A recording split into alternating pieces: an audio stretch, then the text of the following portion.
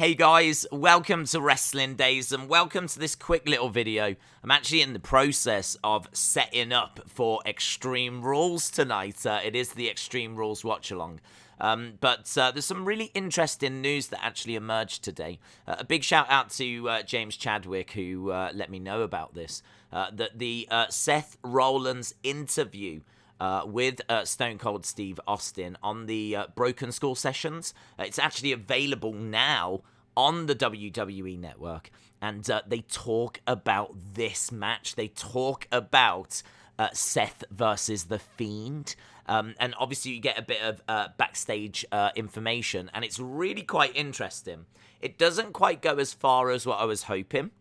It doesn't quite reveal what Seth wanted to do, but we do find out how he feels about the match. We find out what happens immediately after the match, what happens backstage.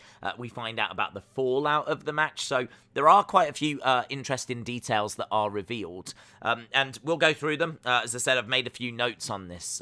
So this was voted the worst match of the year by Dave Meltzer.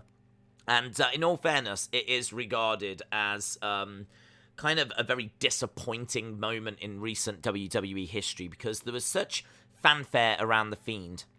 Everyone wanted The Fiend to succeed, so to see him coming into Hell in a Cell and just get beaten down, and then the result was so confusing that there was boos in the arena. If you go back and watch, nothing to do with The Fiend at all.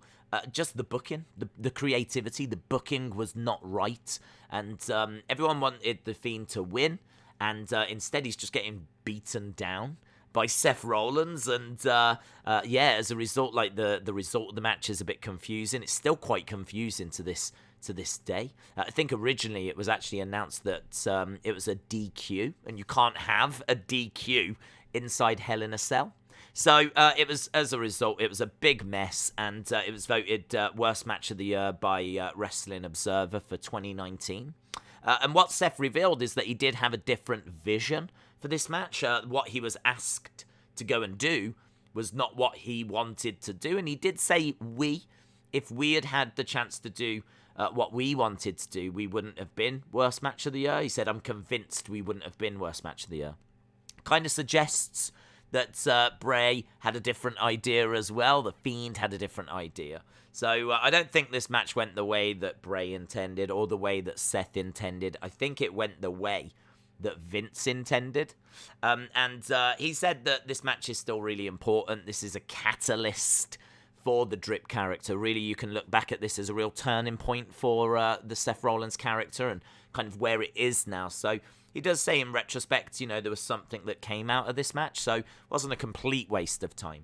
But he said that, anyway, the crowd were booing. Obviously, he could tell they weren't happy with it. As soon as he went back through the curtain, he was ready to strangle Vince. He said, really angry. He says that Tyson Kidd was there and, kind of had to calm him down. And apparently he just locked eyes on Vince backstage. They didn't talk. Vince just got up and left. So Vince got up and left, and apparently Paul Heyman was having to kind of talk Seth Rollins around in a Paul Heyman-ing, which I think means, putting a positive spin on things, look, it's going to be all right, we're going to do this, we're going to do that, trying to convince Seth that this would work out. And Seth was absolutely fuming. He said, though, the next day he settled down and had a meeting with Vince, and they agreed this just cannot happen. This can't happen again. And they had this meeting, and I don't know obviously what the repercussions were from that, but really interesting stuff. They don't actually stick on this topic all that long during the Broken Skull sessions, but it's really, really insightful. And it's one of the first glimpses that we get kind of behind the scenes of a Fiend match. We haven't heard from John Cena as to what he thought about the Firefly Funhouse match. We haven't really heard about behind the scenes of the Firefly Funhouse itself. We haven't heard from Bray or Wyndham, so we haven't had that kind of insight. So this is one of the first glimpses that we've had behind the scenes for a Fiend match, and it's really interesting to see this is not what the competitors wanted. They knew it hadn't gone well. They were fuming at Vince. He said that he was ready to strangle Vince following this. So you can tell that there's not harmony as this story is being told. They're very much being asked to do things that they don't want to do. So I thought it was interesting. I knew it would be something that people would talk about later on the stream. So, obviously, Extreme Rules stream tonight going to be a massive, massive deal. So, yeah, I wanted to get this out there. Just let people know that I'd seen it. Kind of let people know that haven't heard yet what it's all about. And I'd love to know your thoughts down below. What did you think of this match? Hell in a Cell 2019. Guessing you didn't like it. Most people don't. But there was stuff that came out of it. The Seth character came out of it. And as we said, this, I think you could argue, is maybe not even the worst thing to happen to the Fiend. Looking at you, Goldberg. So, yeah, as I said, let me know your thoughts down below. And hopefully I'll see you later for that Extreme Rules watch-along. Bye for now.